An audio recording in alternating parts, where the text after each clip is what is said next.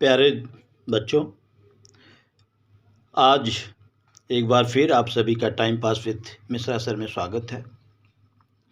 बच्चों, past indefinite tense, past continuous tense, past perfect tense, अगर कोई भी सेंटेंस इन से माने इस टेंस का आ जाए तो उसकी पैसिवाइज कैसे करनी है मैंने आपको बता दिया है। और पास्ट परफेक्ट कंटिन्यूअस टेंस का ग्रामर में कोई वैलिड रूल्स एंड रेगुलेशंस नहीं है। जुगाड़ से भले से हो जाए इसलिए उसको छोड़ दो, उसका नहीं हो पाएगा। आज हम शुरू करेंगे फ्यूचर इंडेफिनिट टेंस, मतलब एक्टिव टू पैसिव वॉइस ही बताएंगे। कहने का मतलब ये है कि अगर कोई भी सेंटेंस फ्यूचर इंडेफिनिट टेंस का दे दिया जाए और आपको यह कहा जाए कि भैया आप जो है उसको एक्टिव टू पैसिव बदलिए, मतलब एक्टिव वॉइस में होगा और उसको आप पैसिव वॉइस में बदलिए, तो क्या कीजिएगा? कुछ नहीं करना है। सबसे पहले आपको जो है ऑब्जेक्ट लगा देना है। जैसा कि आप जानते हैं कि बहुत ढीठ है ये बेचारा, एकदम अकड़ के जो है पहले ही लाइन में खड़ा रहता है। और आपको जो है ऑब्जेक्ट के हिसाब से विल या शैल लगाना पड़ेगा, ठीक है। और उसके बाद याद रखिए बी लगाना पड़ेगा, मतलब सबसे पहले ऑब्जेक्ट के हिसाब से विल या शैल। अब याद रखो, आपका कन्फ्यूजन मैं दूर कर देता हूँ। देखो बेटा, according to English grammar, if your subject your object is I और we, so along with this one we have to use शैल।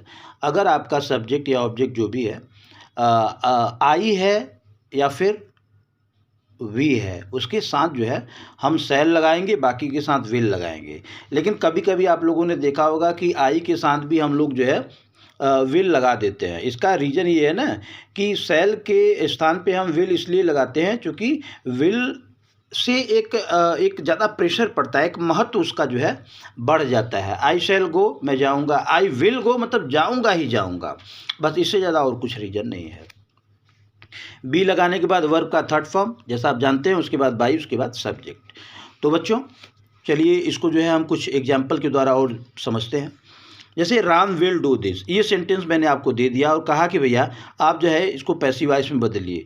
तो सबसे पहले आप क्या कीजिएगा कि यह सेंटेंस जो सर ने दिया है यह फ्यूचर इंडेफिनिट टेंस का है भी कि नहीं है, इसका जाति बिरादरी थोड़ा सा पता लगाना बहुत ज़रूरी है। तो भैया विल और V1 यही इसकी पहचान है। कहने का मतलब ये कि बच्चों कि अगर दुनिया का कोई भी सेंटेंस अंग्रेजी में दे दिया जाए और उस अंग्रेजी के सेंटेंस में विल लगा है या तो फिर SHALL शैल लगा है और उसके साथ वर्ब का फर्स्ट फॉर्म है, तो ये समझ लो कि वह फ्यूचर इंडेफिनिट टेंस होगा ही होगा। अब आपने पहचान लिया तो ये आपको ये रूल्स फॉलो करना है, इसको आप याद रखिएगा, ये रूल्स आपको फॉलो करना है। तो चलिए, राम तो आपका सब्जेक्ट हो गया, ये विल आपका हेल्पिंग वर्ब हो गया और ये आपका समझो ये ऑब्जेक्ट का काम कर रहा है। तो सबसे पहले आपको ऑब्जेक्ट लिखना है, देख लीजिए। तो ऑब्जेक्ट क्या है? दिस, कोई बात नहीं है, दिस। ऑब्जेक्ट के हिसाब से आपको विल या शैल लिखना है। मैंने आपको बताया है आई वी के साथ विल लगेगा, आई वी के साथ शैल लगेगा, बाकी के साथ आपको विल लगा देना है। अब विल के बाद आपको जो है बी लगाना पड़ेगा, तो आप जो है कुछ बी लगा दीजिए, कोई बात नहीं। अब जो है वर्ब का थर्ड फॉर्म लगाना पड़ेगा V3, तो कोई बात नहीं है, डू है verb, do, did, done, done लगा दो। ये बहुत ईजी है बच्चों, याद रखना, बस केवल रूल्स माइंड में कहीं न कहीं प्रेम से बैठा लो। अच्छा चलिए, हो गया दिस विल बी डन। अब उसके बाद क्या है? बाई सब्जेक्ट, तो ये लगा दो बाई। अब देखो ये राम है, क्योंकि राम प्रॉपर नाउन है तो चाहे इधर हो चाहे उधर हो ये बदलेगा नहीं, ये आपका हो गया passive voice. Ram will do this, इसका पैसिव वॉइस क्या हो गया बच्चों? This will be done by Ram. चलिए, आशा है कि कुछ समझ में आना शुरू हो गया होगा। नेक्स्ट को समझते हैं। अब ये राहुल सब्जेक्ट हो गया, विल ये हेल्पिंग वर्ब है, ये आपका V1 हो गया और यू यहाँ पे समझो कि ये ऑब्जेक्ट का काम कर रहा है। तो मैंने बताया था कि किसी भी सेंटेंस में विल या शैल लगा है और उसके साथ वर्ब का फर्स्ट फॉर्म है, आंख मूंद के विश्वास कर लो कि वो जो है वह फ्यूचर इंडेफिनिट टेंस है। चलिए, ऑब्जेक्ट क्या है? यू, तो यू लिख लो, कोई बात नहीं। अब ऑब्जेक्ट के हिसाब से मैंने बताया था कि आपको जो है विल या शैल लिखना पड़ेगा। क्या लिखेंगे आप? वेरी गुड, अब कुछ समझ में आ गया, विल ही लिखेंगे। अब उसके बाद क्या है? बी लिखना है, बी लिख दीजिए। अब उसके बाद वर्ब का थर्ड फॉर्म लिखना है, तो वर्ब क्या है? कॉल। वर्ब को हमेशा ध्यान से देख लेना कि वर्ब है कहाँ। अब कॉल, कॉल्ड, कॉल्ड, ठीक है।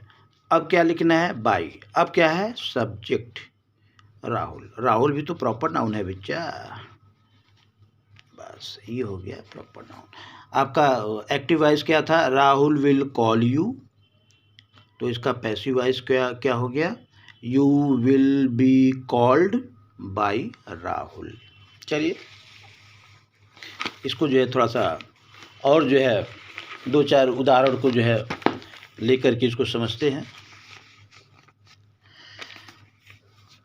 अगला क्वेश्चन है, आई शैल टीच यू हिंदी। अब याद रखो, ये ऑब्जेक्ट नंबर 1 है और ये ऑब्जेक्ट नंबर 2 है। मैंने पहले भी बताया था किसी किसी सेंटेंस में 2 ऑब्जेक्ट दे दिए जाते हैं।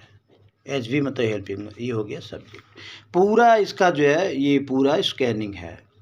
अब आप समझ लीजिए, पूरा मैंने सेंटेंस को स्कैन कर दिया कि आई सब्जेक्ट है, सेल हेल्पिंग वर्ब के रूप में यूज हुआ है, टीच जो है वो V1 है, यू जो है यहाँ पे ऑब्जेक्ट का काम करेगा, हिंदी जो है वैसे तो प्रॉपर नाउन है लेकिन यहाँ पे ऑब्जेक्ट का काम करेगा। तो चलिए, पहले जो है हमको यू को जो है ऑब्जेक्ट मान करके पैसिव वॉइस में बदलना है। तो चलिए, यू और उसके बाद विल और उसके बाद बी। नियम को दिमाग में रखिएगा, मैं वैसे ही लिखूंगा, you will be taught, teach taught taught, you will be taught. अब हिंदी, हिंदी को छोड़िएगा नहीं, you will be taught Hindi by, कौन है भैया पढ़ाने वाला? हिंदी बहुत बढ़िया, हिंदी पढ़ाने वाला तो महान है भाई, क्योंकि हिंदी राष्ट्रभाषा है, इसका सम्मान कीजिए आप लोग। और अब हम जो है यू को ऑब्जेक्ट नहीं मानेंगे, अब जो है हम लोग हिंदी को ऑब्जेक्ट मानेंगे। तो चलिए, मतलब एक ही है, याद रखिएगा बच्चा पार्टी, हिंदी। अब हिंदी के साथ क्या लगेगा? विल। अब जैसा कि आप जानते हैं, बी लगा दीजिए, हिंदी विल बी टॉट। अब यू को आप छोड़ नहीं सकते हैं, Hindi will be taught to you. अब वही सिस्टम, बाई भैया पढ़ाने वाला मी है, ये भी आपका पैसिव वॉइस हो गया, ये भी आपका पैसिव वॉइस हो गया, दोनों का मतलब एक ही है। बस मैंने इसको ऑब्जेक्ट माना तो ये ऐसा पैसिव वॉइस हो गया, मैंने इसको ऑब्जेक्ट नहीं माना, इसको ऑब्जेक्ट मान लिया तो ये ऐसा पैसिव वॉइस हो गया। मैं दोनों बता दे रहा हूँ ताकि आपको कोई कन्फ्यूजन ना हो। चलिए बच्चा पार्टी, हम अगला जो है देखते हैं, समझते हैं। We shall Singh a song, बड़ी अच्छी बात है, इस मौसम में गाना गाते रहिए। वी जो है सब्जेक्ट का काम करेगा, ये हेल्पिंग वर्ब का काम करेगा, सिंग ये वर्ब का फर्स्ट फॉर्म है, ठीक है। अभी यहाँ पे आप भी जानते हैं, ये जो है अ सॉन्ग जो है यहाँ पे ये ऑब्जेक्ट का काम करेगा। चलिए, सबसे पहले हमको क्या लिखना है भैया? Very good, a song, a song. अब इसके साथ विल लगेगा कि शैल? विल। उसके बाद बी, बस याद रहेगा तो आप लोग आसानी से कर लेंगे। अ सॉन्ग विल बी। अब वर्ब का थर्ड फॉर्म लगाना है आपको, तो वर्ब क्या है? सिंग। सिंग का सेकंड फॉर्म SANG, सैंग, इसका थर्ड फॉर्म संग। अ सॉन्ग विल बी संग, कौन गायक है भैया? वी मतलब अस, हम सभी जो है गाना गाते हैं। वी जो है पैसिव वॉइस हो गया।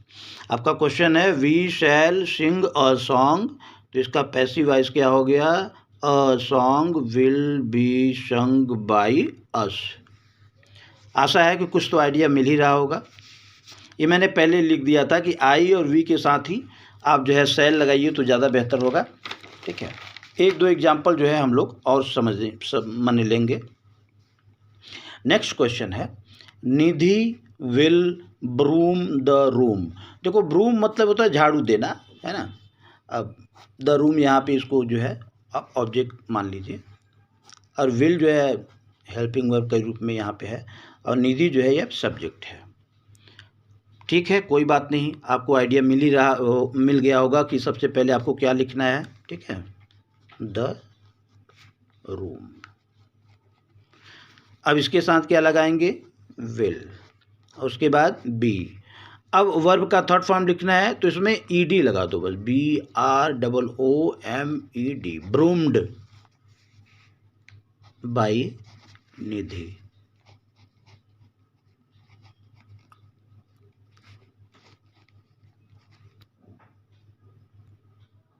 तो प्यारे बच्चों, आपका क्वेश्चन था Nidhi will broom the room, इसका पैसिव वॉइस हो गया the room will be broomed by निधि।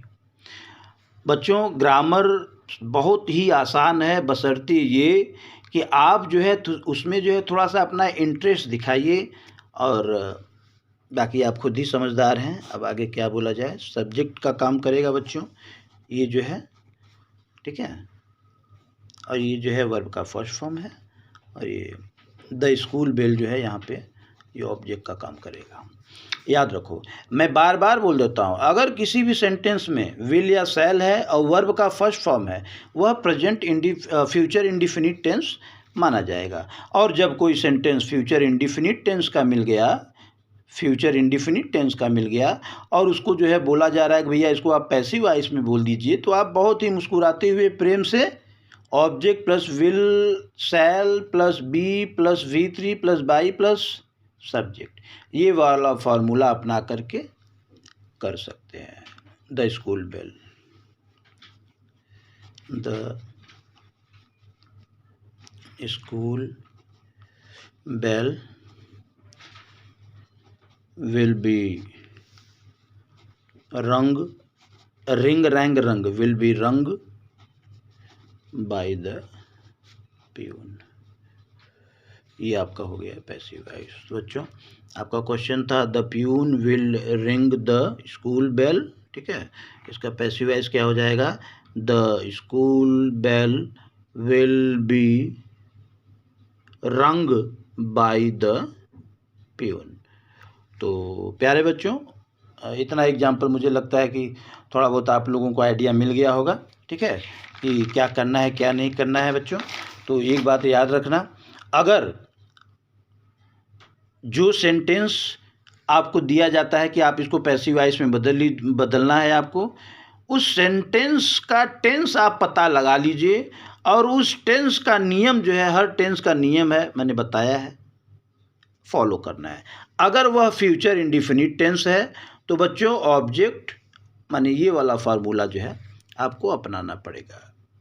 बाकी वही धीरू भाई अंबानी वाला थोड़ा सा डायलॉग याद रखिएगा कि कर लो दुनिया मुट्ठी में। Thank you very much for being with me.